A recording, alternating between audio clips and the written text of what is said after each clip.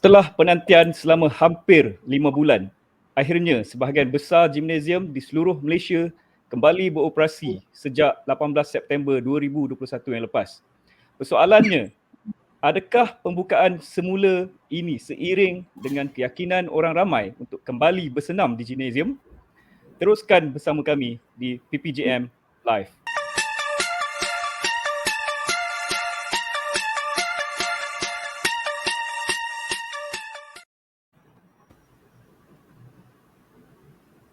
Assalamualaikum, selamat sejahtera dan selamat berhujung minggu kepada semua yang menonton sesi PPGM Live pada malam ini untuk mengupas satu tajuk yang relevan, satu tajuk yang sering menjadi tanda tanya di kalangan kaki-kaki gym di Malaysia sejak kerajaan mengumumkan pembukaan semula gimnasium di negeri-negeri yang telah beralih ke fasa 2 dan seterusnya Pelan Pemulihan Negara sejak dari 18 September 2021 yang lepas. Bersama saya pada malam ini adalah 3 ahli panel dari 3 bidang berbeza untuk mencari satu sinergi dalam forum kita yang bertajuk Selamat ke Main Gym di Zaman COVID-19. Dipersilakan ahli panel kita yang pertama untuk memperkenalkan diri. Assalamualaikum warahmatullahi wabarakatuh dan selamat malam kepada semua. Terima kasih atas jemputan daripada PPGM. Nama saya Muhammad Syarul bin Muhammad Nazir. Saya merupakan pensyarah kanan di Jabatan Sains Bumi dan Alam Sekitar Universiti Kebangsaan Malaysia. Kepakaran saya adalah indoor air quality dan air pollution. Saya juga kaki gym. Terima kasih Dr. Syarul. Seterusnya saya jemput ahli panel yang kedua untuk memperkenalkan diri. Assalamualaikum warahmatullahi wabarakatuh dan selamat sejahtera. Terima kasih PPJM kerana sudi menjemput saya. Saya Dr. Nurul Ashila. Saya seorang pegawai perubatan KKM dan saya sedang melanjutkan pengajaran saya dalam master di bidang perubatan sukan. Bercakap tentang sports pada malam ni, exercise. Saya juga seorang sports enthusiast tapi saya more towards pertahanan diri seperti Muay Thai. Okey, terima kasih Dr. Ashila. Dan seterusnya ahli panel yang ketiga saya jemput pula daripada kawan gym owner kita. Dipersilakan. Assalamualaikum dan selamat sejahtera. Saya Bahrin bin Nasir, seorang pemilik gym di Serdang Seri Kembangan dah 5 tahun. Mempunyai latar belakang akademik, ijazah sarjana muda kejuruteraan elektronik UiTM Shah Alam, tapi kerana minat saya dalam bidang ni, saya mencubukan diri dalam gimnasium ni. Okey, terima kasih Bahrin. Jadi untuk memulakan tajuk perbincangan kita pada malam ni, iaitu satu tajuk yang saya cakap tadi sangat relevan. Saya yakin yang menonton ni semua dah tak sabar lagi nak dengar ulasan-ulasan daripada panel kita. Tapi apa kata, sebab kita baru je mula, saya minta siapa yang tengah menonton sekarang tolong sharekan live kita pada malam ni kepada kawan-kawan. Sila tag kawan-kawan, share kepada grup-grup sukan, grup-grup fitness yang korang join supaya lagi ramai dapat menonton dan lagi ramai dapat bertanya pelbagai-pelbagai kemusykilan dengan ahli-ahli panel yang kita bentangkan pada malam ni. Supaya sama-sama, kalau kita ada tak yakin boleh ke datang balik ke gym, kalau gym owner pula, kalau dia rasa macam mana dia nak tambahkan balik keyakinan ahli-ahli dia untuk kembali datang ke gym, inilah masanya kita boleh berbincang bersama-sama untuk mencari penyelesaian. Sebabkan kita ada satu forum malam ni yang disertai oleh 3 ahli panel yang bertauliah untuk menjawab soalan-soalan kita. Alright, jadi kita akan berehat sebentar sebelum kita memulakan kita punya live pada malam ni. Kita bersama dulu dengan pesanan penaja daripada USN. I'm a OG boy. Know that the ride or die. I'm a OG boy. Know that the ride or die. I keep well by my seat, boy. Know that the ride or die. I keep well by my boy. Know that the ride or die. I keep well by my seat, boy. Know that the ride or die. I keep well by my boy. Hustle, bust the line.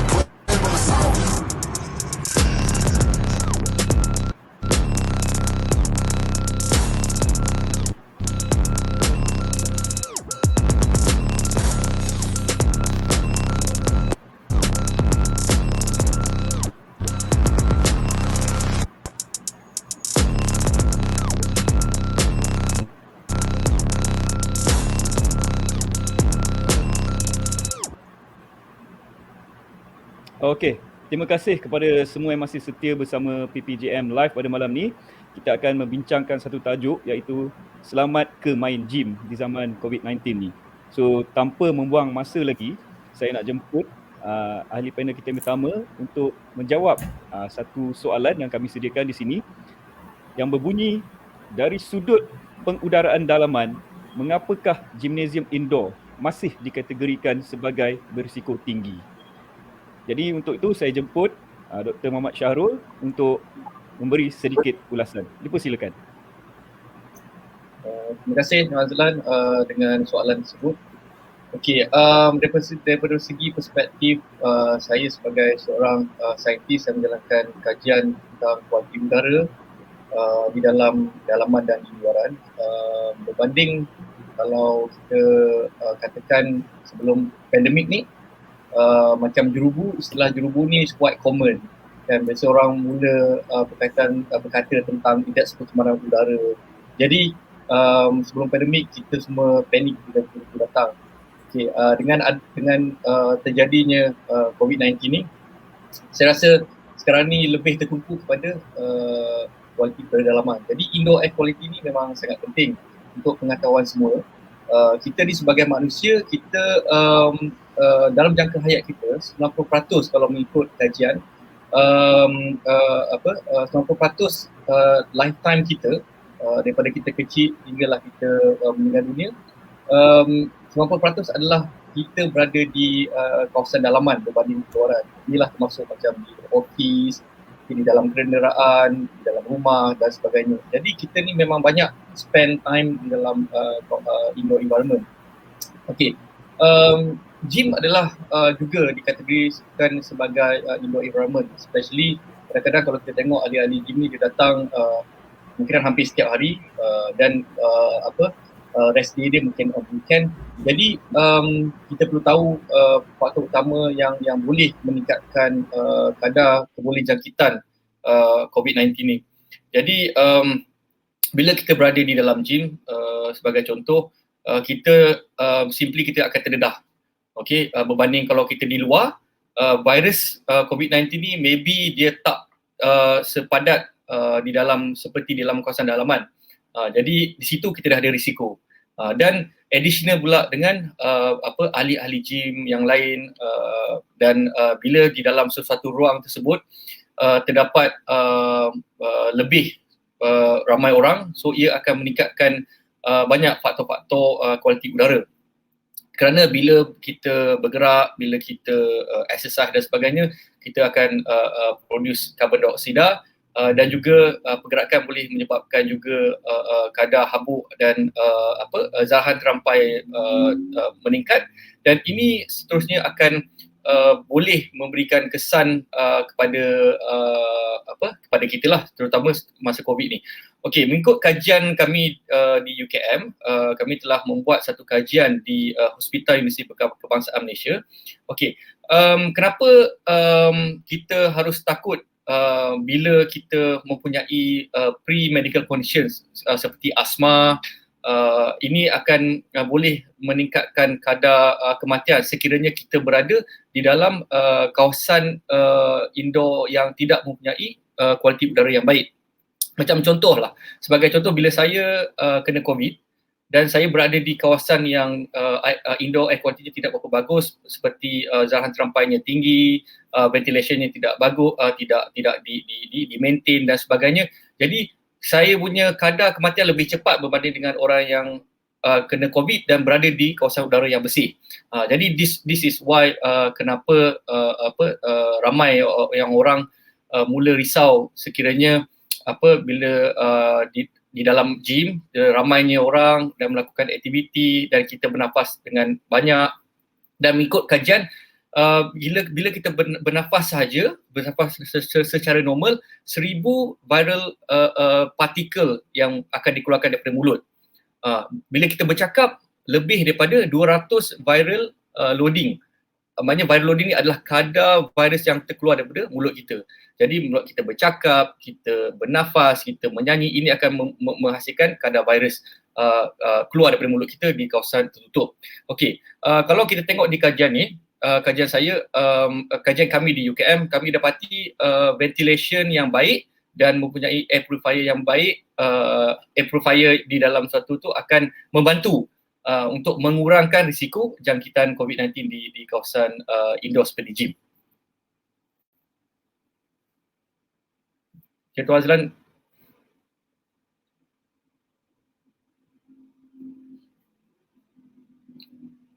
Unmute. Cik Azlan unmute tu. Right. Okay. Terima kasih kepada Dr. Syarul atas penjelasan tadi sebagai pemula bicara untuk perbincangan kita malam ni. Okay. Saya sure kita dah dapat sedikit background berkenaan dengan risiko pengudaraan dalaman. Jadi apa kata kita pergi ke ahli panel kita kedua pula untuk menjawab soalan yang seterusnya, iaitu berbunyi, apakah jenis senaman yang disarankan untuk meningkatkan imuniti badan seseorang melawan virus COVID-19? Untuk soalan yang kedua ni, saya jemput ahli panel kita yang kedua, Dr. Nurul Ashila, untuk memberi sedikit penjelasan beliau. Dipersilakan. Terima kasih Tuan Azlan untuk soalan yang sangat menarik. Bismillahirrahmanirrahim. Pertama sekali, saya ingin bercakap tentang COVID-19 secara amnya. Mungkin ramai dah tahu apa tu COVID-19, macam mana dia berjangkit dan apa efek terhadap badan kita. So COVID-19 adalah penyakit berjangkit yang baru sahaja ditemui sejak tahun 2019 berpunca daripada virus corona.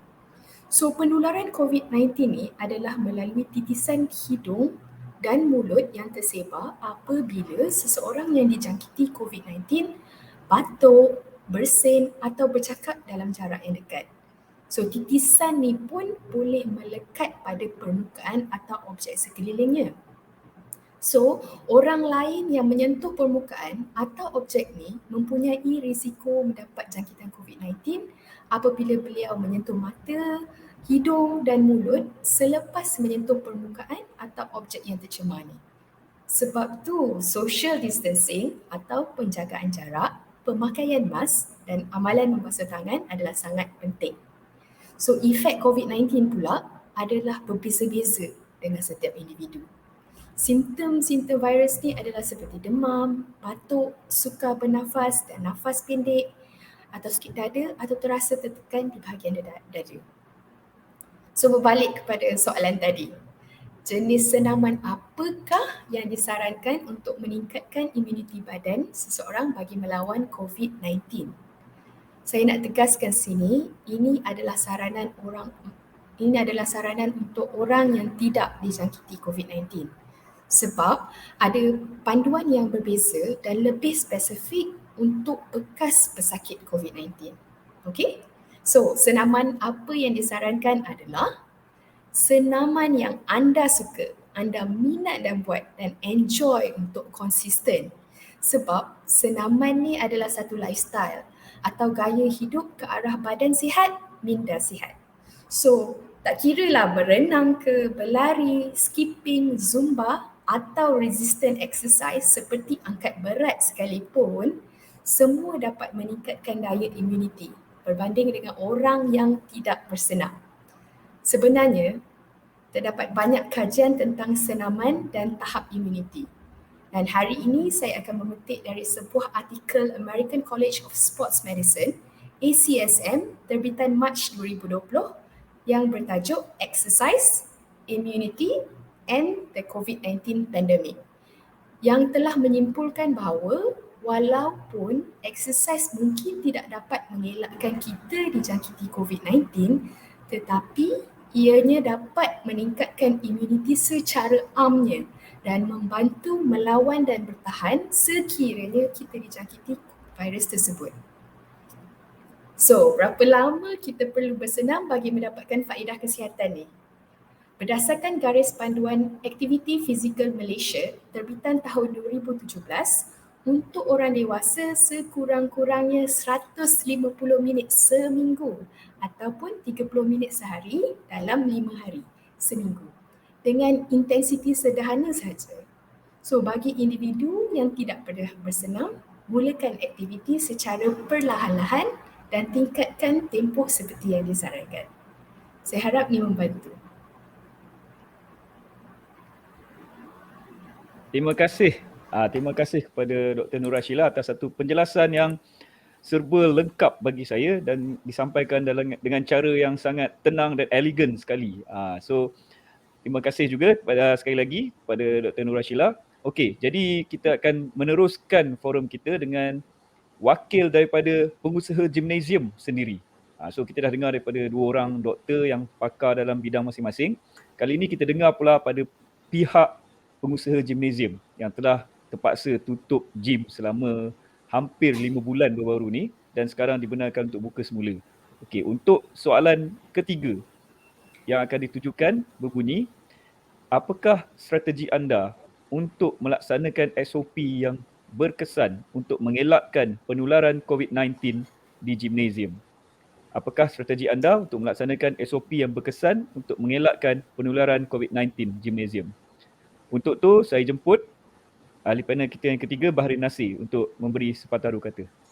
Silakan.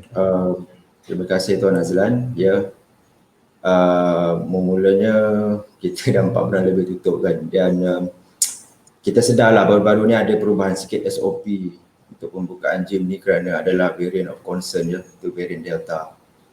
Variant COVID original ni seorang boleh menjangkit pada 3 orang, tapi variant Delta seorang boleh jangkitkan kepada 7 orang. Sebenarnya Tuan Azlan, kalau kita fikirkan kembali sebenarnya kita perlukan satu SOP je untuk mengawal COVID ni dengan berkesan, tapi tak ada mana-mana tempat, mana-mana negara yang berjaya nak buat pun. SOP itu adalah jangan benarkan orang yang ada COVID masuk dalam gym. Itu je sebenarnya, tapi kita tak dapat nak buat. Sebab itulah orang yang dah kena COVID ni pun tak sedar pun dia dah kena COVID. Jadi itu yang menyebabkan COVID ni merebak tanpa kawalan. Jadi sebelum saya pergi ke SOP yang lebih spesifik untuk gym sahaja, saya nak cakap tentang SOP yang lebih universal lah. Yang gym perlu praktikkan, tapi sektor-sektor lain pun perlu praktikkan juga. Whole of society, whole of nation, untuk kita mencapai SOP awal yang saya cakap tadi tu, iaitu jangan benarkan orang yang dah ada COVID masuk ke dalam gym. Pada saya untuk mencapai perkara ni, kita perlu 3 perkara utama yang kita perlu titik beratkan. Yang pertama adalah status vaksinasi, yang kedua adalah pengesanan kontak, dan ketiga adalah ujian COVID. Yang pertama berkenaan dengan status vaksinasi. Baru-baru ni kita tahu kerajaan dah keluarkan SOP, bukan untuk gym sahaja tapi untuk banyak sektor, yang hanya dia membenarkan pelanggan yang dah divaksin penuh je untuk bergerak bebas pergi ke mana-mana. Dan itu memang satu tindakan yang betul, sebab walaupun bukan sepenuhnya tapi vaksinasi terbukti dapat mengurangkan kebolehjangkitan kita ya. Jadi ianya memang tindakan yang baik dari kerajaan. Dan yang kedua adalah berkenaan dengan pengesanan kontak. Okay, baru-baru ni Menteri Kesihatan kita dah memperkenalkan satu SOP baru, iaitu check out. Fungsi check out. Saya rasa kita sebagai pengusaha gym boleh melaksanakan SOP ni dengan baik, kerana di gimnasium pintu masuk dan pintu keluar adalah sama dan kaunter pun berdekatan dengan pintu. Jadi kita boleh selalu memperingatkan pelanggan kita semua supaya check out selepas habis gym. Ini adalah penting untuk pengesanan kontak. Ni kenapa saya cakap penting, saya nak cerita sendirilah pengalaman saya sendiri di gym saya. Saya sebenarnya dah memperkenalkan sistem check out ni bulan 2 lagi di tahun ni. Tapi pada waktu tu aplikasi MySejahtera tak ada lagi check out. Tapi saya membuat sendiri check out dengan cara mendaftar 2 QR berbeza. Satu QR saya gunakan untuk check in dan satu QR saya gunakan untuk check out. So jadi memang pernah berlaku lah, ada pelanggan saya yang mengidap COVID dan saya dapat menggunakan sistem ni untuk mengesan berapa lama dia ada dalam gym, dan saya dapat kesan siapa customer yang ada dekat dalam gym pada waktu tu. Dan yang perkara ketiga ni adalah ujian COVID. Baru-baru ni kita dah ada, saya boleh kata senjata baru lah nak lawan COVID ni, kita ada self-test kit ya. Tapi mengikut laporan media, Malaysian Medical Association, MMA, dia tak benarkan penjualan self-test kit ni di merata tempat kecuali di farmasi, dan saya rasa ini perlu diubah. Tapi nasib baik Menteri Kesihatan kita pun bersetuju dan dia kata self-test kit patut dijual di kedai runcit sekalipun.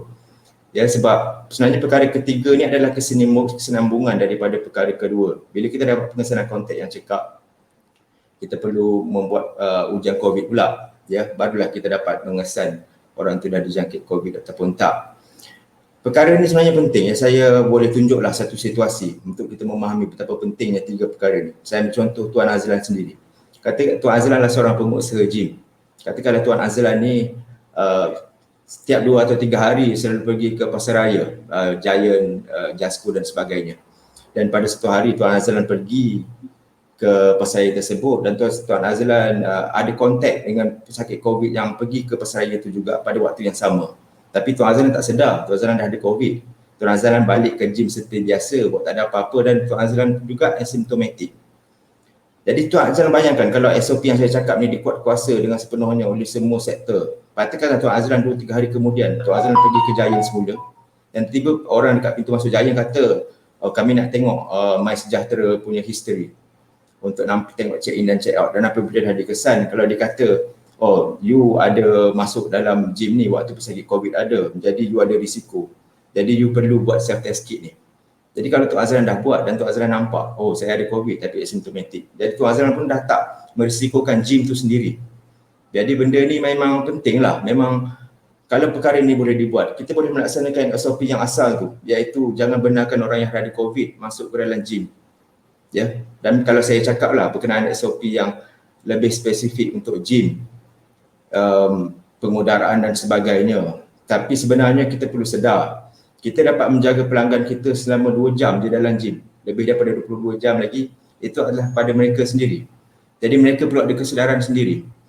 Dan saya perlu akui, sampai sekarang saya rasa ramai lagi orang yang tak faham pun COVID ni macam mana. Ramai orang yang geli dengan orang main gym, pergi kat gym takut, dia kata gym ni tempat berpeluh, berlendir, bahaya COVID. Dia peluh tak ada COVID, ya.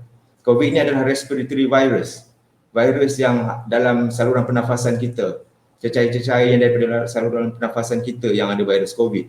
Dan kita ni bukannya serangga ataupun haiwan untuk bernafas melalui liang-liang roma di liang roma peluh kita ni semua. Jadi benda tu perlu diperbetul lah. Dan banyak lagi saya nampak.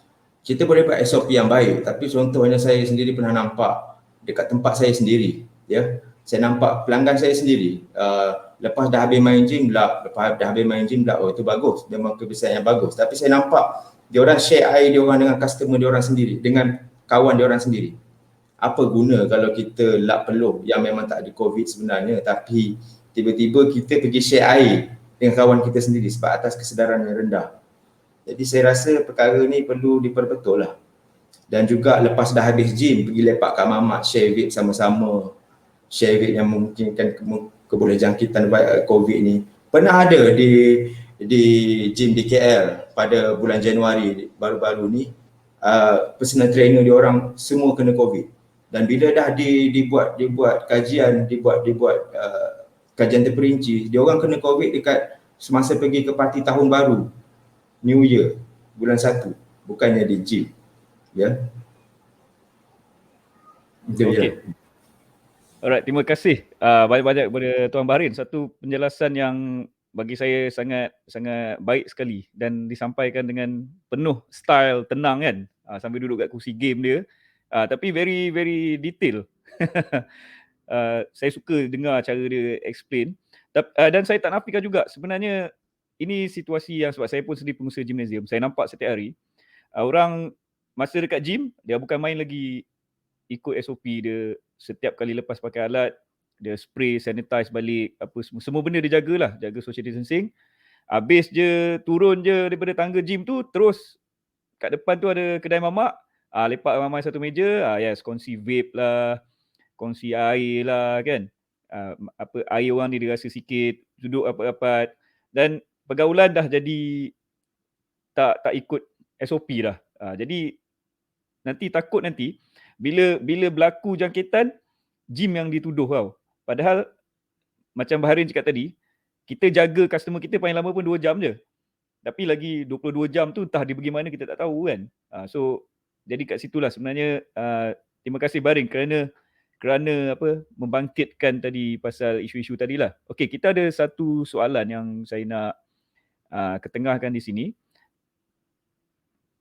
daripada penonton kita. Okey, ni soalan yang menarik untuk nak dapatkan penjelasan tadi dengan apa yang Baharin cakap tadi. COVID tak jangkit melalui air peluh. Air peluh tu soalan lah. Jika ya, berapa lama ianya aktif di dalam air peluh? Okey, jadi untuk soalan ni boleh saya minta Dr. Sheila ke explain? Jawab sikit, bagi penjelasan sikit. Okey, dipersilakan Dr. Sheila.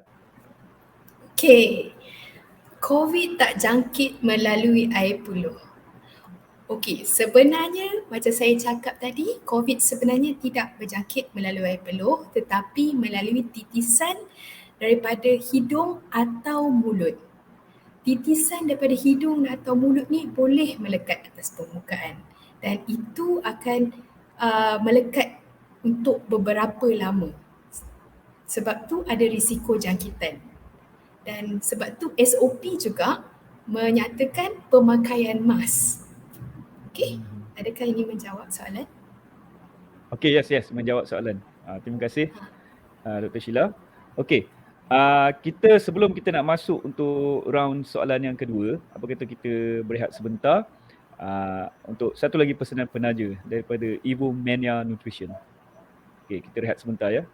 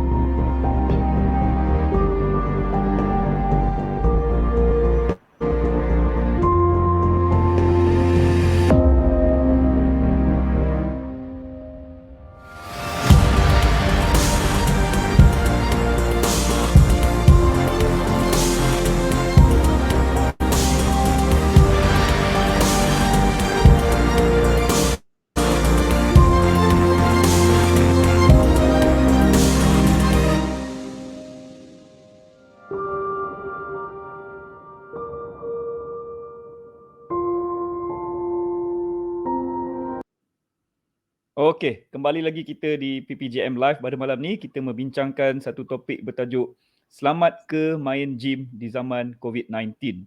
Okey, sebelum kita rest tadi, ada masuk pula satu soalan yang saya rasa perlu dijawab segeralah sebab kita pun ada sikit masa sebelum kita nak masuk ke pusingan kita yang kedua. Jadi soalan ni saya rasa dia spesifik ditujukan kepada Dr. Muhammad Syahrul. Soalannya datang daripada Encik Zohri Hamdan. Berbunyi, apa kebarangkalian keboleh jangkitan gym open window, maksudnya natural ventilated, compare to indoor gym yang fully pakai aircon? Mana satu yang lebih selamat? Jadi untuk soalan daripada Zohri ni boleh saya minta Dr. Syahrul untuk bagi sikit penjelasan? Dipersilakan. Okay, terima kasih Cik Zohri. Good question lah bagi saya. Okay, ventilation ni kita ada natural ventilation dan kita ada non natural ventilation lah. So biasanya kalau gym yang kita open window, fresh air will be come in lah. Sebenarnya fresh air ni penting sebab untuk mencairkan atau mencairkan udara dalaman. Sebab kalau udara dalaman tu mempunyai contohnya virus loading yang tinggi, so bila fresh air masuk, so dia akan dilutekan. So dan udara yang daripada dalam dia akan keluar. So kalau berbanding dengan kawasan indoor yang tertutup dan tidak mempunyai ventilation, yang tu memang sangat berbahayalah. Tetapi kalau gym yang indoor closed environment 100%, kita boleh pakai ventilation system di mana kita guna centralized aircon, di mana centralized aircon ni dia mengambil udara luar dan dia akan vent out through exhaust fan. So di situ adanya aliran masuk dan aliran keluar. Di mana kalau tanpa apa-apa ventilation system, udara ni sebenarnya dalam ruang satu ruang dia akan sentiasa circulate. Dia akan naik atas, naik bawah, turun naik, turun naik. Jadi dia akan terperangkap di situ. Jadi bayangkanlah kalau indoor tidak punya ventilation yang baik, so virus tu hanya berada di dalam kawasan tu. So sekiranya orang tidak pakai mask, so dia akan mudah dijangkiti melalui pengudaraan yang tak bagus. Jadi sebenarnya natural ventilation is very important to dilute. Sekiranya tidak boleh buka tingkap, so kita kena ada ventilation yang ambil udara dan keluar. So maknanya dia ada aliran masuk dan aliran keluar, itu sangat penting.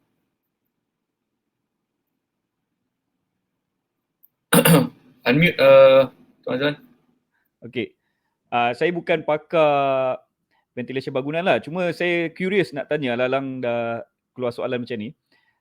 Adakah setting asal kebanyakan gymnasium di ataupun bangunan-bangunan di shopping mall, adakah setting asal dia dah memang ada air vent untuk keluarkan udara daripada dalam?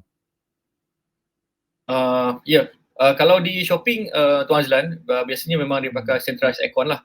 So di mana centralized aircon ni dia ambil udara masuk, dan udara masuk tu dia akan sejuk, and then dia akan masuk dan dia akan spread to the shopping mall lah. So that's why kita rasa sejuk.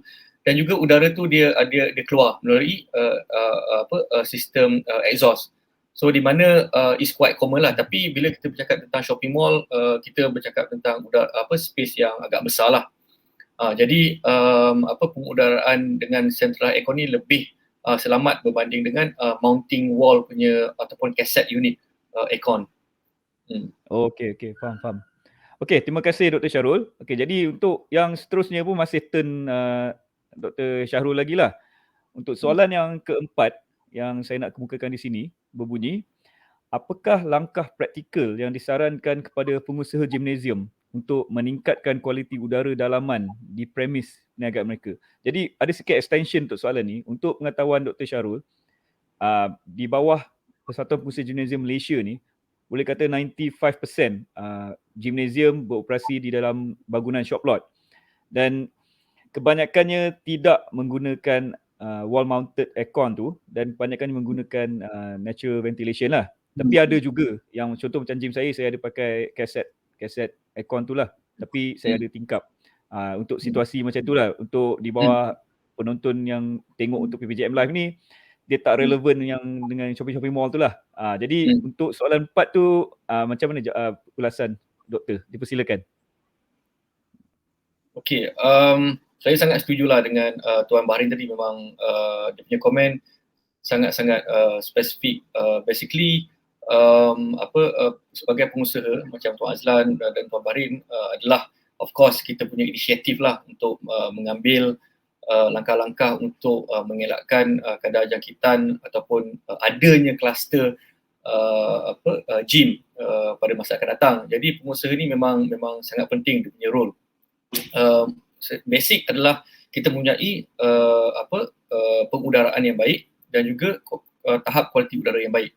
Okay, bila kita bercakap tentang kualiti udara yang saya sebutkan pada saya punya sesi pertama tadi adalah bila kita bercakap tentang macam katakan orang yang pergi ke dalam gym ni mungkin ada asma. Okay, saya pun ada juga kawan-kawan yang pergi gym yang aktif tapi dia ada asma. Jadi sekiranya dia ni positif tapi ada orang yang ada negatif, ada orang yang positif dalam gym yang tak pakai mask, so bila dia dijangkiti, dia punya mortality ataupun kadar kematian dia lebih cepat sebab dia dah ada asma dalam paru-paru dia dah bermasalah, dan ditambah lagi dengan jangkitan COVID, so dia akan meningkatkan lagi kadar kematian dia. Jadi pengusaha gym memang kena patuh tentang ketetapan yang telah ditetapkan dan juga mengamalkan di dalam gym. Okey, itu berkaitan dengan tahap kualiti udara yang baik. Okey, berkaitan dengan ventilation yang baik, macam Tuan Azlan cakap tadi, Tuan Azlan pakai cassette unit di gym.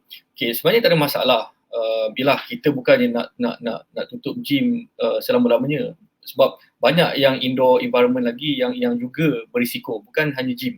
Okey, macam tadi Dr. Sheila, saya setuju. Memang jangkitan tidak boleh dan tiada research ataupun kajian saintifik ataupun daripada WHO menyatakan jangkitan ni boleh datang daripada peluh, dan kita macam Tuan Bahrin cakap, kita bukan serangga. Mostly is came from kita punya respiratory system. Jadi ventilation ni kita kenalah pastikan kalau macam contoh Tuan Azlan tadi cakap, okay, boleh buka tingkap, okay, buka tingkap. Kerana dilution ni dapat membantu untuk mereducekan kadar jangkitan. Dan janganlah kalau boleh sebagai pengusaha kita tidak macam, yelah walaupun tidak gym tidak boleh buka tingkap dan semua seal dan hanya bergantung kepada aircon, itu harus cuba mengelakkan daripada mindset yang di mana okay, aircon selamat, tak ada covid, orang takkan boleh bawa, dan ventilation saya okay semua, no problem. Kita tak boleh mengamalkan macam tu. Kita kena memastikan, kita jangan fikirkan hanya bisnes, kerana tanpa pelanggan bisnes kita akan lingkup kan. Jadi kita perlu mengubah mindset, jangan pentingkan diri sendiri, dan try to improve ventilation system. Sekiranya pakai kaset, maybe kita boleh pakai contohnya air purifier. So mengikut kajian kami di HUKM, air purifier ni, air purifier ni kita jangan salah anggap, dia tidak boleh membunuh virus. Dia boleh reduce atau filter aerosol yang sangat-sangat halus, yang berpotensi membawa virus ni. Jadi one of sekiranya kita ada budget yang boleh letak air purifier di dalam ruang yang tertutup, jika tingkap tak boleh dibuka, so air purifier ni maybe salah satu langkah yang boleh dibuat. Sebab daripada kajian kami menunjukkan ward yang kajian kami di ward hospital HUKM, di mana air purifier yang mempunyai HEPA filter medical grade. Okay, HEPA filter ni kita perlu be careful sebab HEPA ni ada banyak. Okay, sekarang ni banyak brand, saya tak nak tuduh mana-mana brand yang beritahukan confirm boleh kill the virus, boleh ni boleh tu. So paling penting adalah pemahaman air purifier tersebut. Apa jenis HEPA filter yang boleh menapis bakteria secara 99.99%. Yang ada 4 type of HEPA filter, medical grade, true HEPA, HEPA light, dan HEPA biasa. Jadi medical grade ni, HEPA ni biasanya dipakai di hospital lah. Daripada kajian kami tu, HEPA filter yang medical grade tu, bila kita buat analisis COVID, kita tak jumpa COVID di kawasan ward yang ada this medical grade HEPA filter. Jadi penggunaan HEPA filter ni pun, penggunaan air purifier ni haruslah dihati-hati. Sekarang ni ramai ambil kesempatan cakap macam-macam boleh ni, so kita kena make sure. Ada juga orang yang pakai UV light pun dapat membunuh bakteria. Dan juga beberapa jenis air purifier yang di pasaran yang tuan-tuan boleh lihat spesifikasi dan sebagainya, supaya maybe air purifier ni adalah salah satu tambahan kepada gymnasium dan juga sistem pemantauan kualiti udara, di mana di dalam market, kalau di luar negara, masa saya belajar di Jerman dulu, di gym mempunyai sensor kualiti udara. Jadi mereka ada screen. Jadi pengusaha boleh tengok status kualiti udara, berapa zahan terampai dia. Sekiranya kalau waktu COVID ni zahan terampai tinggi, so pengusaha akan boleh cakap okay, kita tutup sementara untuk buat purification, untuk sanitize dan sebagainya. Jadi sistem-sistem ni dapat membantu pengusaha gym tersebut. Okey, terima kasih Dr. Syarul atas penjelasan yang sangat menarik tadi. Saya yakinlah sebenarnya dalam antara persoalan yang memang gym owner nak dengar adalah apa yang soalan yang keempat tadi itulah, langkah-langkah yang boleh dijalankan. Dan memang tak nafikan dalam grup-grup pengusaha gymnasium banyak berlaku argument ataupun perbincangan berkenaan dengan filter apa yang patut, air purifier apa yang patut digunakan. Jadi saya harap kalau ada mana-mana gym owner yang nak dakan penjelasan yang lagi mendalam, boleh kemukakan soalan berkenaan dengan air purifier ni di ruang komen di Facebook PPGM. Semoga supaya Dr. Syarul dapat memberi sikit lagi penjelasan kepada anda semua.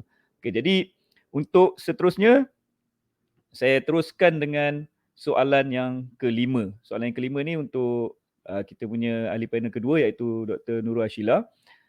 Soalan berbunyi, apakah saranan anda untuk golongan berisiko tinggi, iaitu yang mempunyai penyakit lain yang mahu melakukan senaman di gymnasium? Okay, jadi dipersilakan Dr. Nurul Ashila untuk menjawab soalan kelima. Terima kasih Tuan Azlan untuk soalan yang sangat spesifik. Okey, pertama sekali, love yourself. Sayangi diri anda. So badan kita ni macam rumah yang kita nak hidup lama dalam dia. So please get yourself vaccinated. Pastikan anda divaksin sebelum ke gym. Kalau anda tak jaga diri anda, siapa lagi? And then yang kedua, protect yourself. Pakai mask ketika tidak melakukan senaman yang berat dan sentiasa jaga SOP dalam gym. Terakhir sekali, listen to your body. Untuk golongan ni, kalau anda mempunyai gejala seperti batuk, demam, sesama, jangan ke gym. Dan untuk yang tidak dijangkiti COVID-19 tetapi mempunyai penyakit kronik yang lain, berdasarkan garis panduan aktiviti fizikal Malaysia terbitan 2017, golongan yang mempunyai penyakit seperti hipertensi, diabetes, asma adalah disarankan untuk mendapatkan kelulusan doktor sebelum bersenam. Ini adalah untuk mengelakkan komplikasi yang tidak diingini sewaktu anda bersenam, especially dalam gym. Mungkin anda pergi seorang dan orang tidak perasan komplikasi ini. Terutama sekali kepada golongan yang mempunyai risiko sakit jantung atau sejarah penyakit jantung. So sekali lagi saya emphasizekan, listen to your body. Kalau anda rasa tak sihat dan mempunyai penyakit lain, jumpa doktor. Buat check up tentang tahap kesihatan anda. Okay? Okay, terima kasih Dr. Nurul Ashila atas penjelasan tadi. Jadi memang itulah yang sepatutnya kita amalkan, iaitu sayangi diri kita dan protect diri kita, dan satu lagi, listen to our body. Yes, right. Jadi untuk meneruskan soalan forum kita pada hari ini, saya ada soalan terakhir daripada kami pihak penganjur PPJM, dan soalan ini ditujukan kepada Encik Baharin, iaitu berbunyi, apakah strategi yang boleh dilakukan oleh pengusaha gimnasium untuk mengembalikan keyakinan pelanggan untuk bersenam di gimnasium? Okey, dipersilakan Baharin daripada One More Rep Gymnasium Serdang untuk memberi penjelasan. Terima kasih Tuan Azlan. Okey, saya boleh katalah kali ini memang berbeza dengan sebelum-sebelum ni, kerana gym ni boleh dikatakan sektor sukan yang paling akhir sekali dibenarkan buka. Dan kalau kita lihat pada SOP MKN yang sebelum ni, bila mereka meletakkan mereka kata sukan indoor dibenarkan kecuali gym. Saya rasa perkara itu sangat memberi kesan kepada persepsi masyarakat berkenaan keyakinan mereka kepada gym. Saya tak heran kalau ada antara mereka yang menyamakan gym dengan kilang. Tapi yang lebih penting sebenarnya, betul ke gym ni sangat berisiko? Dan kita faham KKM ni dibuat penilaian risiko berdasarkan 3C, 3S ni, iaitu sesak, sempit, sembang dekat ataupun crowded, confined dan close conversation. Dan dengan penularan Delta ni dikata mungkin KKM risau sikit lah, gym ni boleh jadi tempat penularan COVID. Sebenarnya saya rasa Tuan Azlan, kita tak perlukan strategi, tapi kita cuma perlukan terangkan dengan terperinci sebenarnya apa yang berlaku di gym, di studio. Dan sebagai seorang pengusaha gym yang bertanggungjawab, saya kena akui lah kalau memang berlaku penularan di gym. Saya melihat kepada laporan-laporan dalam dan luar negara yang memang terbukti adalah penularan di gym. Contohnya di Korea Selatan, ada penularan di 12 buah kelas tarian. Ya, dan setelah saya tengok semua kes-kes tu, dan saya dapat simpulkan 3 perkara bagaimana penularan boleh berlaku di dalam gym ataupun studio dan sebagainya. Yang pertama adalah senaman berintensiti tinggi. Yang kedua, senaman berkumpulan. Dan ketiga, senaman di tempat tertutup berhawa dingin sepenuhnya. Jadi maknanya, tapi jangan salah faham ya, saya cakap penularan boleh berlaku, tapi maksudnya tak banyak, tak semestinya banyak.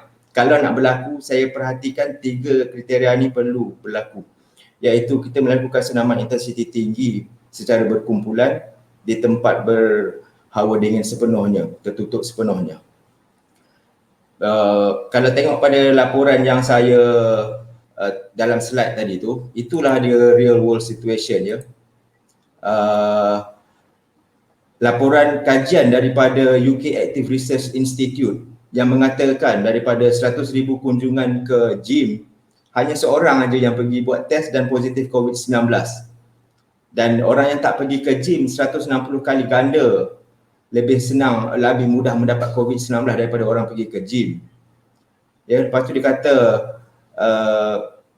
memang ini adalah kajian, ini adalah dia real world situation. Kita tak boleh melihat kepada 3C, 3S kerana macam Dr. Syida cakap, kita bersenam ni menaikkan immune system kita. Jadi kita tak boleh tengok setakat nampak orang sesak sikit, nampak tempat tertutup sikit, oh bahaya ni. Mungkin ada consideration lain yang perlu kita ambil.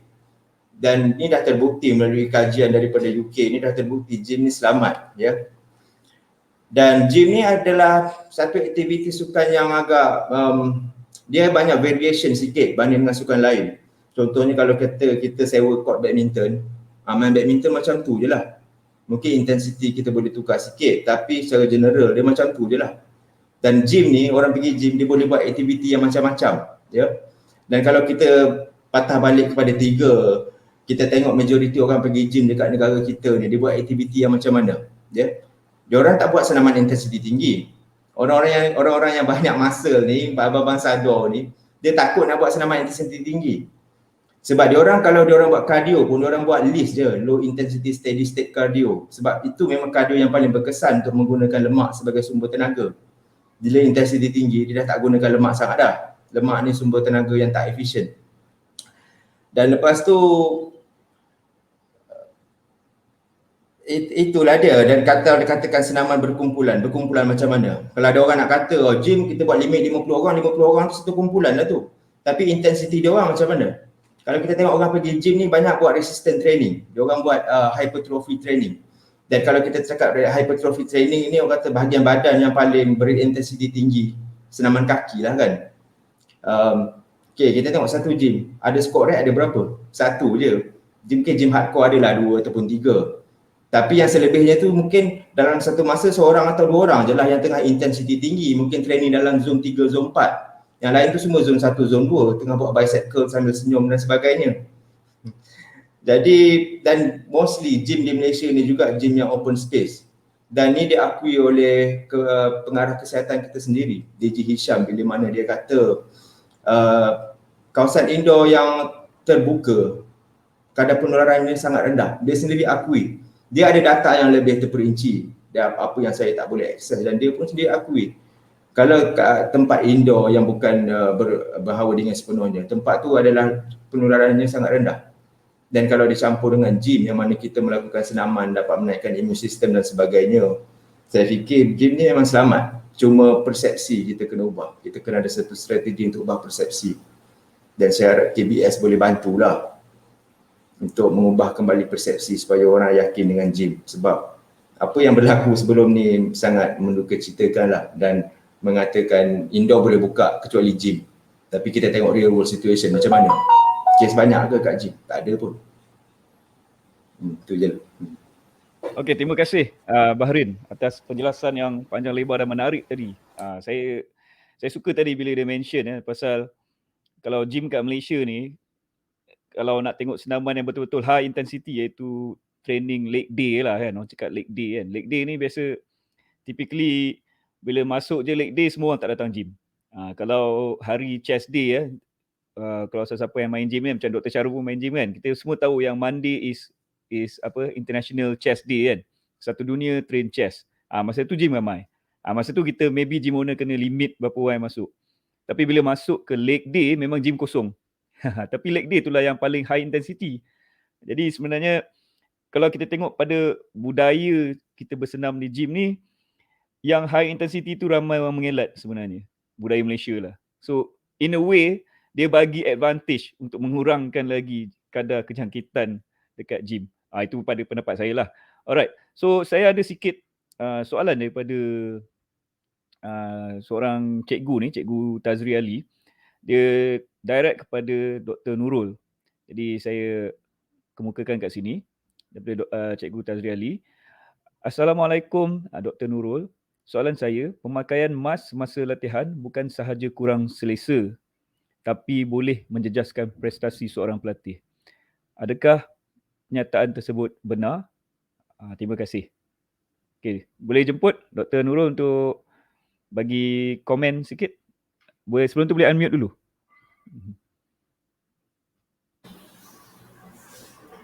Terima kasih Encik Tan Sri Ali untuk soalan ni. Okey, pemakaian mask semasa latihan boleh jadi tidak selesa pada certain individu. Certain individu mungkin selesa dengan pemakaian mask. So, ikut diorang punya perception. Kalau mereka rasa selesa untuk memakai mask, digalakkan untuk memakai mask. Tetapi kalau mereka tidak selesa, mereka boleh membuka mask tapi dengan menjaga jarak. Pemakaian mask masa senaman sebenarnya tidak menjejaskan prestasi seorang pelatih sebab badan kita will adapt. Once we use mask, mungkin for the first time kita rasa tak selesa. Tapi bila kita dah biasa dengan pemakaian mask, dah biasa pemakaian mask dengan intensity exercise kita, so kita akan rasa lebih selesa dan biasanya tidak menjejaskan prestasi seorang pelatih pun. Okey? Adakah ini menjawab? Okey, terima kasih Dr. Nurul atas penjelasan tadi. Okey, ada satu lagi yang berkaitan dengan mask juga tapi saya rasa maybe boleh dibuka kepada Bahrain ataupun Dr. Syarul juga kalau nak explain sebab dia ada sikit juga pasal ventilation. Datang daripada Presiden PPJM sendiri, Mr. Krishna Kumar. Pemakaian mask adakah sesuai semasa senaman? Ini soalan yang tadi Dr. Nurul dah jawab lah. Yang saya tertarik ni adalah yang part 2 ni. Jika ya, adakah sesuai untuk gym yang ada aircon sahaja ataupun gym yang tak ada aircon? So dia cuba nak tanya relevan pakai mask ni based on ventilation setting dekat gym tu. Jadi untuk ni boleh saya buka kepada mana ahli panel yang berminat? Saya jawab dulu ya Dr. Syarul. Saya jawab berkenaan dengan keselamatan di gym lah untuk pakai mask. Sebenarnya pemakaian mask di gym ni pada saya adalah counterproductive. Kerana orang yang selalu ajar kita pakai mask pun dia kata bila dah pakai mask jangan kerap buka dan jangan mungkin kita melakukan kesilapan masa buka mask, kita pegang bahagian mulut dan hidung kita dan mata juga dan memungkinkan penularan virus berlaku.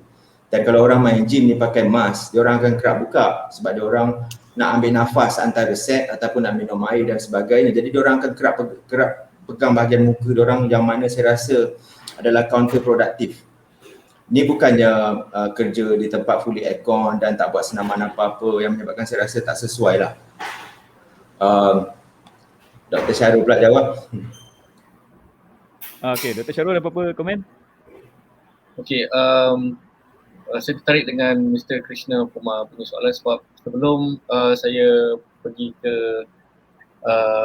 forum kita ni, saya petang tadi saya ada tengok lah satu YouTube di petang tentang mask dan di gym lah. Seorang doktor ni dia di US, so dia cakap dia membuat kajian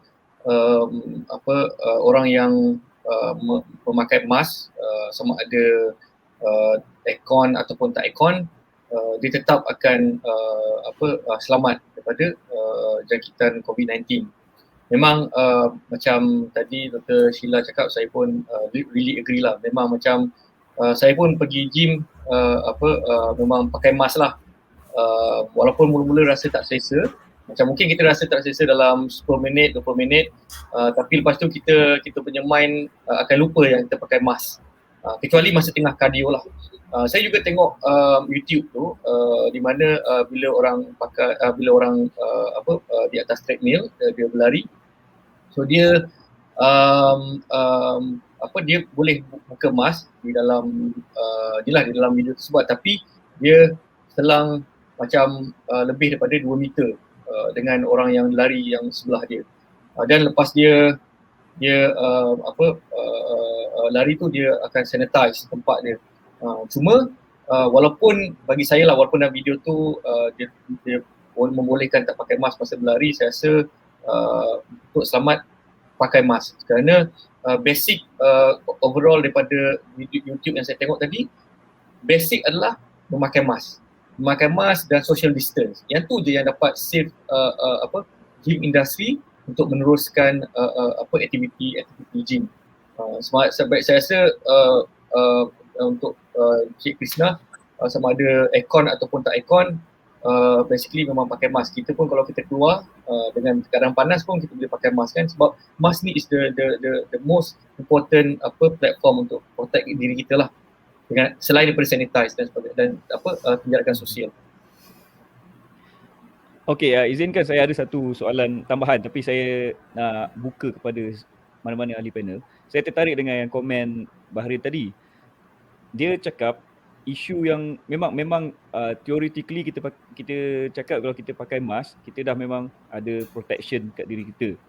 Cuma in reality dia have something to do with habit manusia juga. Macam Bahrin mention tadi, dia cakap yalah bila kita dah pakai mask tu kadang-kadang kita suka buka, masa kita buka tu katalah kita buka sebab hidung gatal contohlah. Ini berlaku kat saya sendirilah. Kadang-kadang pakai mask hidung gatal, saya nak macam nak garu sikit hidung tu, kalau sambil pakai mask tak selesa, saya buka mask saya, betul saya garu hidung ke apa ke lah, dah terpegang muka. So the whole purpose kita pakai mask tadi tu macam Bahrin cakap dah jadi contradict dah kan, dah jadi counter productive terhadap the whole purpose kita nak protect diri kita tu. Jadi macam mana pula recommendation Dr. Nurul ke ataupun Dr. Syarul nak balancekan balik antara habit manusia yang macam ni, yang memang yalah suka garu muka lah apa semua, plus dengan kepentingan pakai mask ni. Plus lagi ada orang bila dia exercise, yalah dia nak exercise dalam keadaan relax, free kan. Bila dia pakai mask dia rasa terperap ke apa ke. Macam mana pula kita nak adapt dengan habit manusia? Mungkin Dr. Nurul boleh start dulu. Okay. So, ni betul juga. Sometimes bila kita dah ada habit, kita nak buka mask, kita pegang muka, kita pegang mulut, kita pegang hidung. Okay, habit, kita boleh tambah habit atau ubah habit. Kalau kita dah terbiasa buka mask dan kita perasan kita buka mask dan kita tahu itu bahaya, so bawakan habit, bawa hand sanitizer. Sebab saya tahu setiap ahli gym, selepas diorang menggunakan sesuatu alat tu, mereka akan lap tempat tu bersih-bersih, dia akan clean and dry it. So the same, selepas menggunakan alatan, kita akan hand sanitize kita punya tangan. So kalau kita rasa macam tak selesa nak buka mask, just remember, tangan saya kotor, mungkin saya patut hand sanitize dulu. Sebab hand sanitize tak ambil masa yang lama pun, hanya beberapa saat. So at least bila kita dah adapt habit tu, kita dah tambah habit guna hand sanitizer, mungkin kita akan kurangkan penularan ke arah muka kita, tempat lain. Okay? Okay, bagi saya jawapan yang baik sekali lah. Dr. Syarul ada apa-apa nak tambah? Macam mana? Ustaz, ini berkaitan dengan kita semua lah, habit kan? Betul. Saya sebenarnya menyokong apa yang Dr. Sheila cakap lah, sebab yelah saya faham masalah mengikut kajian kami pun terdapat macam kluster-kluster office ataupun kluster-kluster yang melibatkan indoor ni memang banyaknya seseorang tu dia dijangkiti adalah daripada bila dia buka mask ataupun tak pakai mask langsung. Memang saya faham kadang-kadang bila kita rasa tak selesa kita akan terus garu. Cuma kita back to Dr. Sheila cakap tu, kita sekarang ni memang we are in a new norm. Yang tu memang kita kena terima. Kita dalam norma yang baru di mana mask dan basic SOP lain sangat penting. Dan sekiranya macam yelah kita nak garuk macam Dr. Sheila cakap lah, kita kena sanitize. Kalau macam saya lah, macam contoh saya di gym, kalau ada, yelah kadang-kadang saya pun susah nak cakap. Kadang-kadang kalau kita gym tiba-tiba ada orang masuk, and then mungkin kadang orang di kaunter pun dia macam tadi lah, macam saya respect dengan Tuan Bahrin, sangat-sangat particular dan sangat-sangat monitor.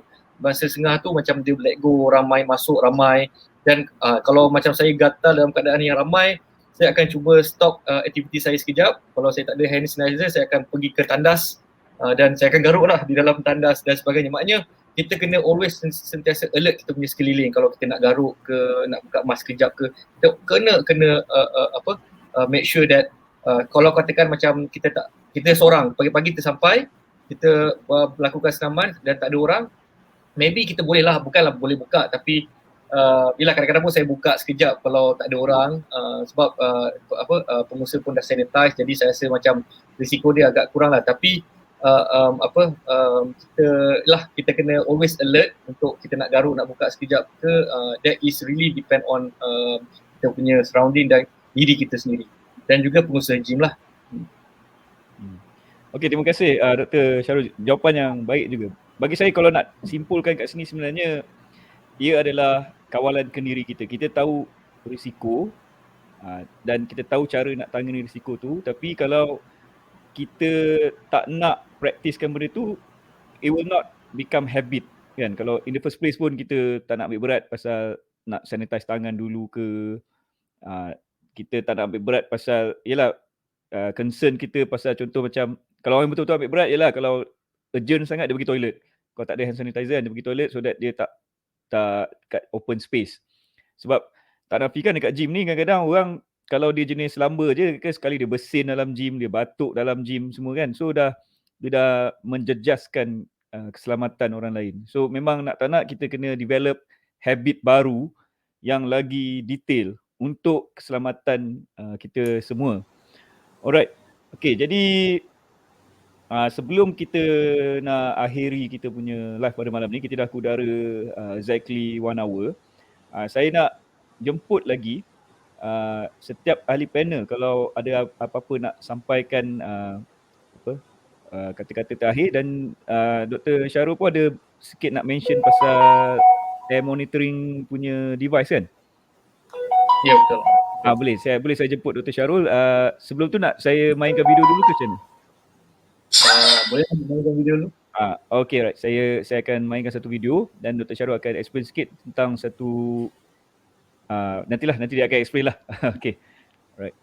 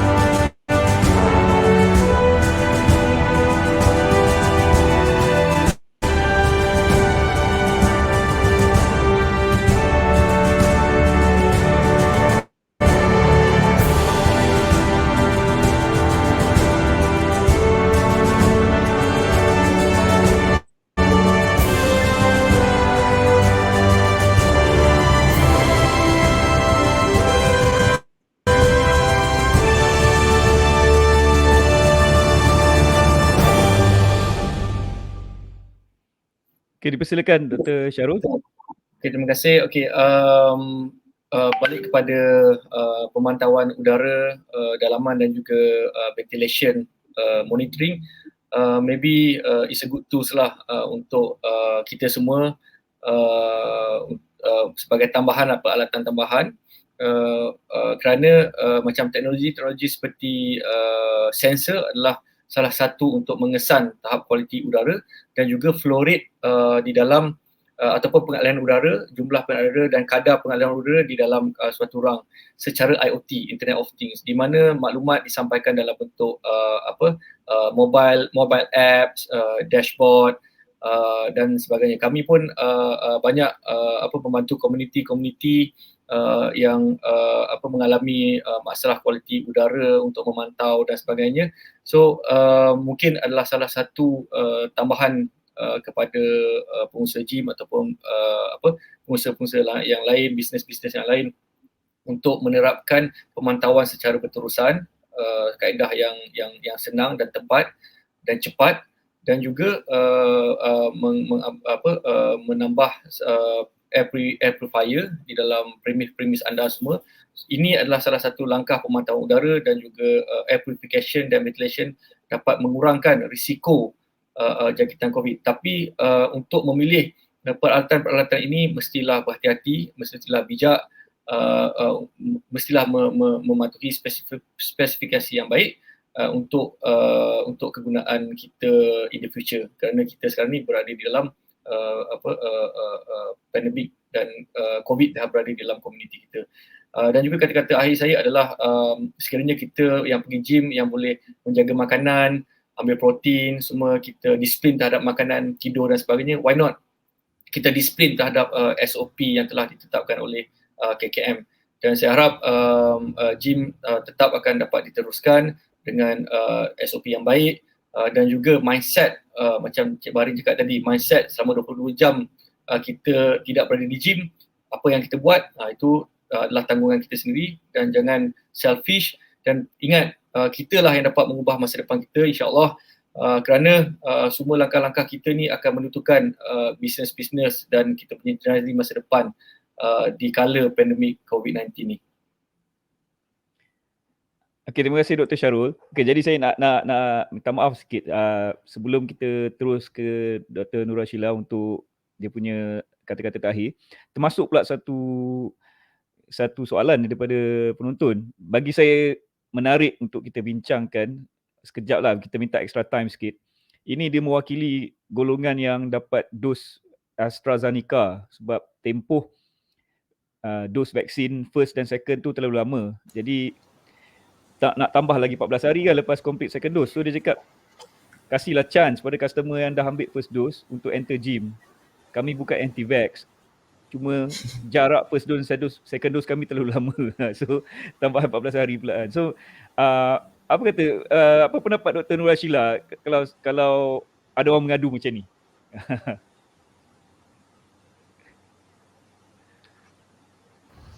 Okey, soalan ni sangat bernas dan sangat menarik actually. Kita vaccination ni sebenarnya, vaccination ada banyak kajian dan kebanyakan vaccination yang kita pakai mempunyai effective rate atau kadar efektif melebihi 95%. Tapi kadar efektif tu menyatakan after 2 doses, 2 dos. Tak ada yang menyatakan 1 dos. So kalau 1 dos, anda belum tentu mencapai kadar efektif rate 95%. Dan bukan sahaja membahayakan diri anda sendiri, tapi bahayakan orang lain sekeliling di gym. Orang lain mungkin dah fully vaccinated, but yours only one. You can risk others too. So you can risk yourself too. So take care of yourself. Sebab tu mungkin lebih strict untuk 2 dos instead of 1 dos. Okey, itu dia jawapan Dr. Sheila. So saya harap, ni sebenarnya actually kawan saya ni, Aizat. Dia daripada Panai Indah. so saya harap Aizat berpuas hatilah dengan jawapan Dr. Sheila tadi, sebab macam mana pun kita kena betul-betul protect diri kita dan juga protect orang di sekeliling kita. Dekat gym maupun dekat rumah dengan keluarga kita lah. So memang penting untuk dapat kedua-dua dos vaksin. Alright. Jadi kita sambung teruslah dengan sedikit final say daripada Dr. Nurul. Silakan sekali lagi. Okay. So basically saya just nak katakan dalam zaman endemik, kita dah masuk zaman endemik ni, we should more aware. We should protect ourselves, we should love ourselves, and we should also listen to our body. So all of that, kalau kita jaga diri sendiri dan in the end of the day, kita akan jaga community juga. Dan bila kita nak pergi gym, kita aware pasal diri kita menjaga diri sendiri dan menjaga orang lain. Supaya penggunaan gym ni lebih selamat dan orang lebih yakin. So lebih ramai orang akan menggunakan gym. So hopefully penggunaan gym atau bisnes gym ni akan kembali soar balik. Okay? Okay, terima kasih Dr. Nur Ashila. Okay, jadi untuk kata-kata terakhir saya jemput sekali lagi kawan kita Bahrain untuk bagi sepatah dua kata last pesanan kepada gym owner ke ataupun kepada semua customer gym yang masih di luar sana. Harapan saya sebenarnya pada KBS lah. Saya harap KBS dapat bantu pengusaha gym ubah balik persepsi yang gym ni tak bahaya pun. Ya, nampak orang besar-besar badan boleh lendir sebab peluh, tak ada COVID pun tu. Dan sebab kita sekarang memang yalah nak ubah persepsi ni pun satu hal dan saya bersetujulah kalau kita buat satu SOP yang lebih, bukan SOP lah, macam sekarang ni gym ada dua je, buka atau tutup, itu je. Jadi bila kes dah naik sikit, mungkin bila hospitalization rate dah tinggi, gym suruh tutup, itu je. Daripada tahun lepas gym dah tutup 9 bulan, saya fikir dan mungkin ada kat 10 bulan. Jadi saya harap kalau KBS dapat, kita dapat buat satu fasa untuk gym sendiri. Contohnya fasa kelima, kalau fasa 5 gym tutup. Fasa 4 mungkin kita boleh benarkan gym buka tapi cardio area semua kita tutup. Sebab kita tahu orang buat cardio ni ada yang buat cardio, buat training high intensity, buat interval, masuk ke heart rate zone 3, zone 4. Dan saya pun ada baca case study yang memang aerosol lebih tinggi kalau orang yang heart rate dia lebih tinggi. Jadi mungkin kita boleh buat fasa kita sendiri. Jadi sekurang-kurangnya kalau kes melonjak, kita tak payah tutup. Tapi kita boleh kata okey, kita sekarang masuk ke fasa gym yang fasa keberapa, cardio tutup tapi yang lain masih buka. Kadar kemasukan mungkin lebih kurang lagi daripada biasa. Dan group classes mungkin kita terpaksa high intensity group classes tak dibenarkan lah.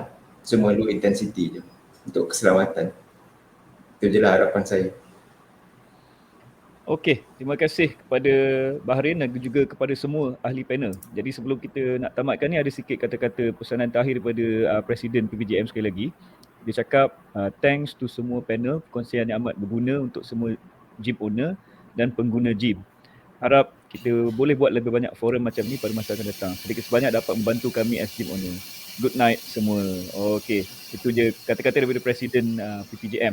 Jadi pada pihak saya amat berterima kasih kepada ketiga-tiga panel daripada Dr. Muhammad Syarul, Dr. Nurul Ashila dan juga Tuan Bahrain kita kerana dapat meluangkan masa malam minggu bersama saya on behalf of PPJM untuk kita nak ulas topik kita ni lah, selamat ke main gym di zaman COVID. Dan saya juga harap kepada semua yang setia menonton pada malam ni dapat belajar something dan dapat mengubah persepsi kita dan dapat bagi kita ilmu lagi lah untuk kita assess risk kalau kita nak datang kembali ke gym.